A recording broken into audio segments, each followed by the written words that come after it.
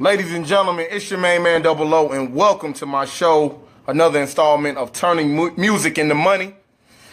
I would first like to give a big shout out to Miss Ruby and Legacy A100 for giving me my own platform. I am extremely grateful for it. But on today's episode, we have the two-time Grammy Award winning Tasha Catour. Tasha, we are extremely happy to have you here. What's up, world? Hey, there it is. We got a lot of questions. We got a lot of questions to cover. Cool. And I understand that you're a singer, songwriter, engineer, and a producer. Right. You've worked with the likes of Future, Jeezy, Rocco, and Rich Homie Quan, just to name a few. Am I correct? Right. Okay. You're from East Point, GA. Mm-hmm. Born? Well, I was born in Capitol Homes. That's considered like on the edge of the east side, but I don't really claim that. Okay. But I grew up in East Point. Okay, so we claim East Point. Right. Okay, East Point, there it is. And you grew up singing in the church? Correct. Which church? Free Will. It's been a minute. Don't judge me. It's been a minute since I've been in church though, but Bethel Baptist Free Will. Hey, Noe. Hello. Okay, Free Will. Okay, now it's on the east side too, Second Avenue. It's on the east side. Now let me ask you. I've done my research, and it says you've written your first song at 16. Yeah, correct. You wrote it at 16. Correct. What made you realize that you had songwriting ability? Realize. I'm gonna say it made me realize it. I just wanted to do it, so I said I'm gonna teach myself and I'm gonna make myself. I ain't gonna say that I just, this, you know what I'm saying? I know I can write songs, so that's what I'm gonna do. I just found a passion for it. I knew that's what I wanted to do, so I taught myself. I just put in the countless hours in the work and beat at the craft to, figure it out. Got you. Your father, your dad used to sing, right? Mm-hmm. Dad still sing. Still sing. Okay, so that's what made you pretty much want to be involved? Yeah. Okay. Yeah, I'm from the 3. Well, Okay. And I understand you graduated from Tri-Cities High School. Correct. And then you went on to Alabama State. Alabama State, yeah. And you graduated. I did. What did you go to Alabama State for? I went for communications, concentration in public relations. Mm-hmm. Yeah, it was cool. So what did you go to school for music? No, I didn't. Why not? I didn't. Because I knew I could do music, so it's like this kind of came naturally to me. You know what I'm saying? So it's like, why go get a degree when I already know that? I'd rather do something else so I could fall back on. But I'm learning. Fuck a fallback plan. You just gotta go. Can they cuss? Not really. Okay, sorry, but you just gotta, just go with the first plan. Ain't no fallback. You just gotta do it. Got you. Now, what made you choose the name Tasha Catour? Actually, my cousin, Five D's. Shout out to him. He does a lot of videos and stuff. I was, searching online. I was like, Tasha, everybody got their name, so. I was like, how can I set myself apart? And he was like, Tasha Baton, like Louis Vuitton. And he was like, Tasha Catour, like Juicy Couture. And I was like, oh, shit. Oh, shoot, that's it. You know what I'm saying? I was like, okay, I like Juicy Couture. That's dope. You know what I'm saying? Let's run. Let's rock with it. And how old were you about the age? I mean, not about the age, but about what year was that? I was probably about 20 then. Okay. About 20 years old. So who were you before that? What name? Just Tasha. Just straight Tasha. Right. I like that. Okay. Yeah. Okay. And then you formed in the Tasha Catour. Now, I personally call you the greatest woman in music. Are you willing to accept that title? No, sir. Why not? Because I feel like I'm just now, breaking the surface, honestly. Like, so many other women have paved the way for me to even do what I'm doing, you know what I'm saying? And on this level, on this caliber. No, I ain't ready for that. Okay, but I'm saying this. Do you know personally any singers, songwriters, engineers, and producers that are female? Personally, I do not, but I Missy Elliott is all of that and more. You know what I'm saying? Yes. Alicia Keys. These are the people who I like. Dang, if they could do it, I can do it. You know what I'm saying? It ain't many. That's why I was like, man, it's a whole lane. Like I can just go crazy. You know what I'm saying? It's a free lane. I gotta give you some kind of name because I mean, what you're doing is incredible. It's incredible. I appreciate that. It really is incredible. So I'm gonna go back to the drawing board on that. But okay, cool. You're still the greatest woman in music to me. How about that? Okay, well then I'm honored. Thank you. Now I want to know. Hey, if anybody has any questions, please feel free to answer. Ask them. We will answer them. She will answer them. Please feel free. Invite your friends. Share the video. And once again, we're on Legacy A100. This video will be uploaded and switched into audio very soon. Now, when you write for other artists, how do you go about doing that? Like, is it what's the process? What's the process of you writing for other artists, depending upon who it is? I know. I actually go look at their prior records and stuff, and I look at listen for their tone, what kind of language they use, runs, they type of how they style of singing, so I can try to mimic it to a certain extent. But usually I don't mimic a lot. I just I try to give them something new. You know what I'm saying? Like add my style with their style, kind of. Okay. And what else? Nothing. I just try to give them something different. Honestly, it's no real blueprint. I try to at least get a idea of what I'm working with and what kind of range. Are they singing high? Are they singing low? Are they soft spoken? Are they, you know what I'm saying? Are they belters? You know what I'm saying? Like stuff like that. You know. So do you? Does it take a long time for you to collect that information? No, it don't take long. I listen to a couple of songs and I can see what they're missing. Really? And what I can add. Do you have a lot of conversation with them? Or you just go off what you hear? Most of the time you don't get to that option, but it's useful to, you know what I'm saying, be able to talk to them, have a conversation and see where they're at in their life so that you can write the perfect song for them and one they're going to sing, you know what I'm saying? Shout out to Lorenzo Chambers. He just checked in. Please get my main man, Lucci to do something with Tasha. I would love to hear that. Yeah. That'll be off the chain. Please get her to do something. Ralph, what's up, man? Thanks for tuning in. If you have any questions, feel free to ask. Please feel free to ask. Now, we had a question from Dwayne Terry. He says, who are your mentors and who guides you? Mentors, pretty much what I just mentioned before. When I was just doing songwriting, I looked up to the Dream like a whole lot. Like I love the freaking Dream, you know? Him. Before I even started doing, knowing what I wanted to do in music, I love Brandy because she looked like me. You know what I'm saying? It's a chocolate woman on TV. And she, you know what I'm saying? She had the essence. She had my skin complexion. She doing it, you know what I'm saying? So her. And then when I started, going into my craft of writing, I love the Dream, Babyface. Good Lord. Babyface is my favorite writer of all time. And now that I'm producing, I look up to people like, I was just saying, Missy and... I've been looking up to Missy, but it wasn't like, until now, so I'm like, dang, I can do what she do. You know what I'm saying? And Alicia Keys and there ain't really many of those you can name. That's kind of why I want to do it, though. You know what I'm saying? Babyface? Why Babyface? Oh, my God. Why not? What? You don't read the whole soundtrack to my life, your life. You probably the reason you was born, the reason I was born. You know what I'm saying? The whole Waiting to Exhale project. That's what made me fall in love with Babyface. He wrote all those songs for women. And they sounded like they were written by a woman. You know what I'm saying? So I was like, wow. And he produced them too. Yeah. That's another thing. Like, people who are 100%ers. Pretty much meaning you can do the whole song and you can do the whole production and it's seamless. You know what I'm saying? Shout out to Primetime. Thank you for tuning in, bro. Thank you. We are here with two-time Grammy Award winning artist, Tasha Catour. And we are taking questions. If you have any questions. Now, let me ask you this. How do you not get caught up into a song? I know you've written plenty of hot songs, but how do you not get caught up in, I'm on this sound and this is what I'm on, and you're just able to switch gears, you're able to write for Tinashe and then you're able to go and write for Future, whoever you write for?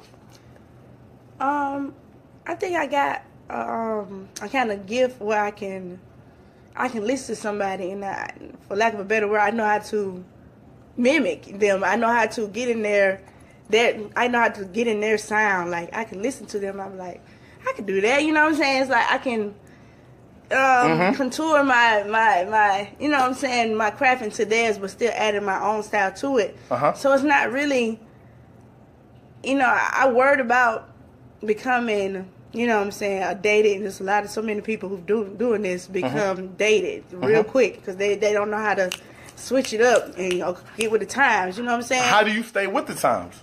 I just keep creating, and some people don't like to listen to the radio and stuff, but I do because you need to know what's going on right now and how you can elevate it or create that but do a little different. You know what I'm saying? I'm always looking for a different sound, different cadence, a different melody, a different way to.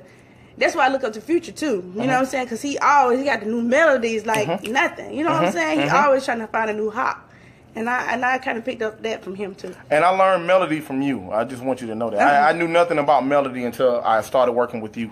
Oh, okay, that's dope. And I don't know, like I said, I don't know where you play with your melodies or how you get them, but they're incredible. Yeah, you just do crazy stuff on the beat and just, that might be fine. You know what I'm saying? I just go through the whole track and I just get on there and just yell and do whatever comes to my head. And then I find a new hop. That's it. Now, we have a question from Dwayne Terry. He says, what do you feel the sound of music, where do you feel the sound of music is going in the next 5 years? That's a great question because nobody knows. You know what I'm saying? And that's the beauty of it because it's like, it's unpredictable. You know what I'm saying? And that's why you got to stay on your toes and you got to keep trying to create something new because, they don't want to sign the same people who sound like Future. There's already a Future. You know what I'm saying? You got to try something new. Who knows? Who knows? That's right. We really, I don't know. That's right. That's a great question. I really don't. Now, have you ever had writer's block? Yeah, I got it right now. Really? Yeah, I do, honestly. What do you do to get rid of it? Like, what do you do? How many times have you had it, you would say? It comes and goes. I don't force it. That's what I do. If I feel it, I feel it. Sometimes if it's a great record, it just comes. It ain't no stopping. You just come. It flows out of you like, you know what I'm saying, like air and breathing. You know what I'm saying? So I don't force it. I just, if it ain't coming, it ain't coming. I go, do something else for a little while and then come back to it. Or try another track. You know what I'm saying? I don't force it. Now, the songwriter, when you did with Future, were you in the studio with him? Were you nervous? Why?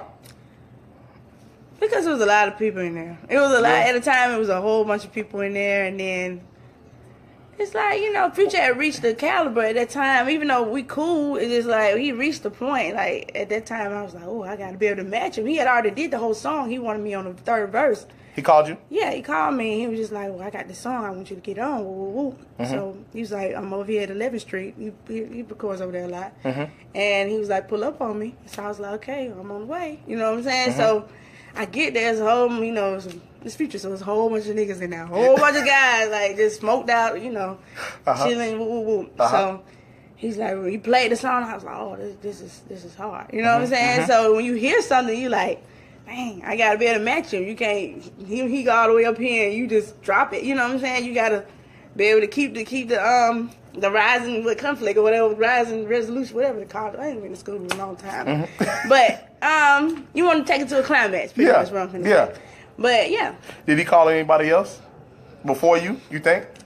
Or he just called you? I think he just called me because honestly, I would think I was the only girl he was like working with, like local. I ain't gonna say local, that's a bad word, but just like I was the female singer he knew. You know what I'm saying? I did like his first 3-4 mixtapes. Like I was the only girl on there. Just you was the only girl on there. Singing. Like, whoa. Wow, yeah. Whoa. How did you meet Future? Actually through the guy who just left, Faye. Okay. Faye and Beat Mustard Mart. Beat Mustard Mart took me over to Shop Boy Studio on Bankhead. At the time the Party Like a Rockstar was hot. He took me over there and he introduced me to Faye, which is a producer. I did this song called Best Believe That, and then that's hot. It's super hot. That's my favorite. Yeah, and then Future walked in. He wasn't Future then. He was just, regular guy. He was like, man, I gotta get on that, woo, woo, woo. Then Scooter walked in, and he said the same thing, and then Maceo, the whole sit down record, he walked in and said the same thing. So I was like, I don't know these niggas, so I don't want, I said woo, woo, woo, da, but they wanted to get on the song. So everything after that, he got my number, and if he needed a girl to come sing something, he would call me, and we just built the relationship like that. Incredible. Now, we talked about writer's block. We talked about Future a little bit. How many songs would you say that have been released with you on it right now? Just released out in the world. Good Lord. I Just a don't know. guess. It's just a guess.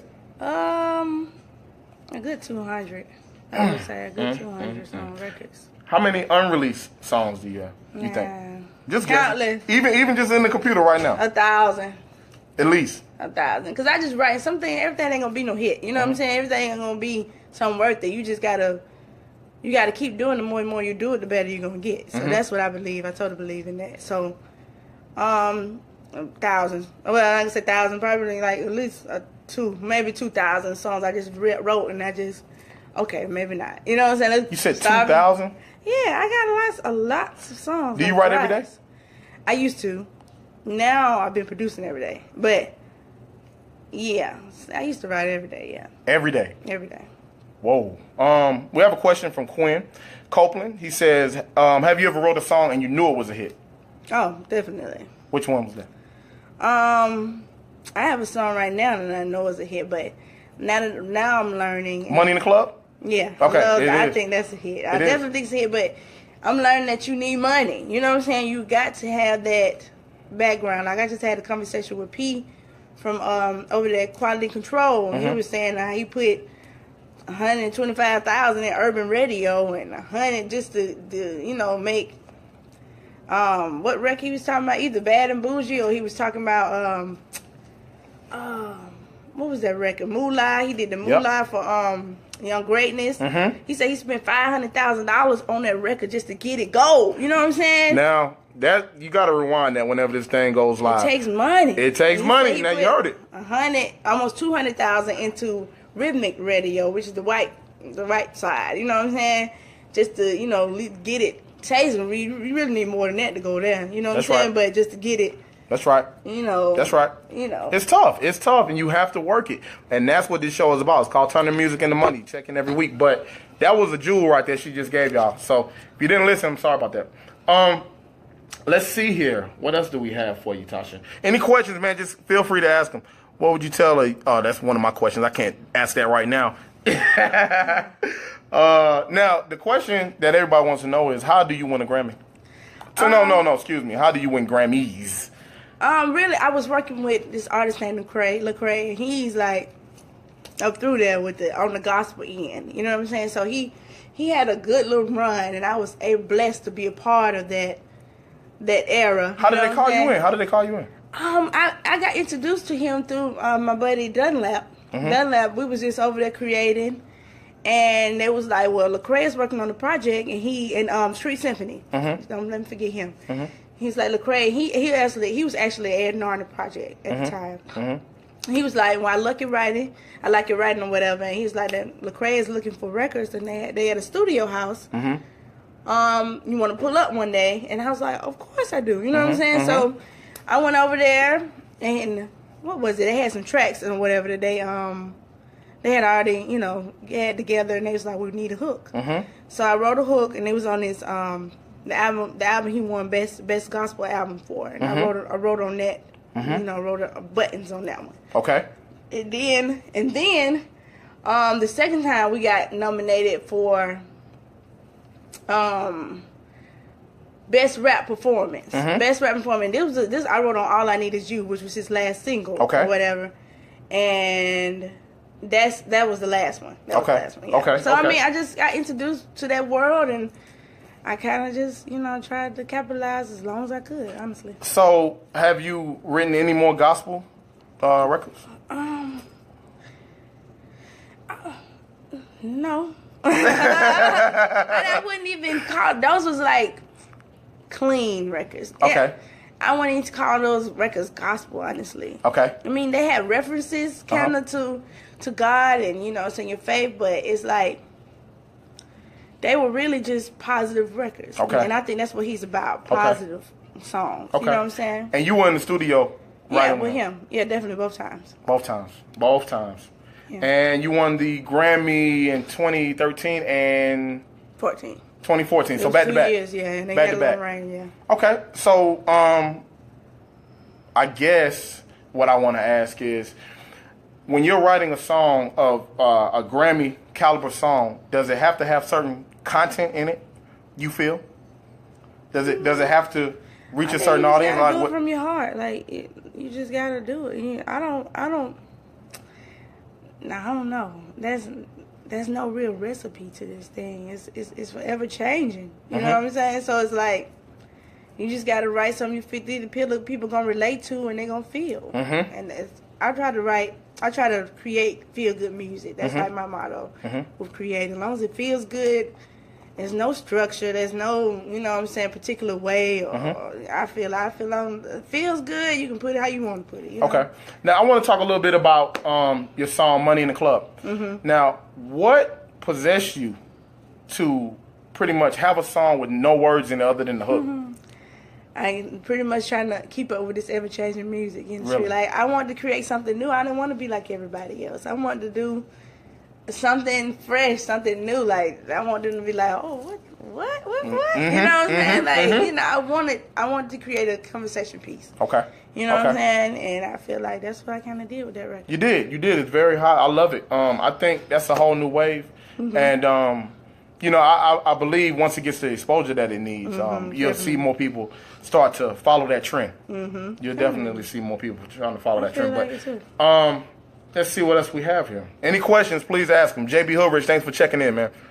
I remember back in the day, I ain't going to say really how long ago it was, but I remember when you gave me a track a while ago, and it just wasn't quite there. What made you, because at that time you pretty much stopped producing and got right into just singing and songwriting. What made you say, okay, I'm not ready to get full-fledged in producing back then? When was this? This was years ago, Tasha. I don't even want to date us right now. But it was a while ago. And you gave me a track. It's like you had like 3 or 4 tracks on it. You made them. Back in the day. Yeah. You made them. I didn't see the weight of producing then. I don't feel like, because I produced a long time ago when I first started writing. I think I remember if that's what you're talking about. Yep, I do. I didn't see how big it could be. I didn't know. I really wanted to be a writer, and I felt like I wasn't there writing wise yet. So I was like, let me focus on one thing at a time. Got you know what I'm saying? Got you. But really, I probably could have did both. You know what I'm saying? I probably been way further by now if I would have stayed with it. But got you. Maybe I was just like, I'm gonna do one at a time. That way I can master it. Got you. What we're gonna do right now, we're gonna stop this recording. Well, I'm not actually gonna stop it, but this is gonna be the end of this show, and then we're gonna go right into the next show. So I am signing out. This is your main man, Double O. Thanks so much for tuning in to Turning Music into Money with Tasha Catour. We're gonna stop for a second, and then we're gonna go back.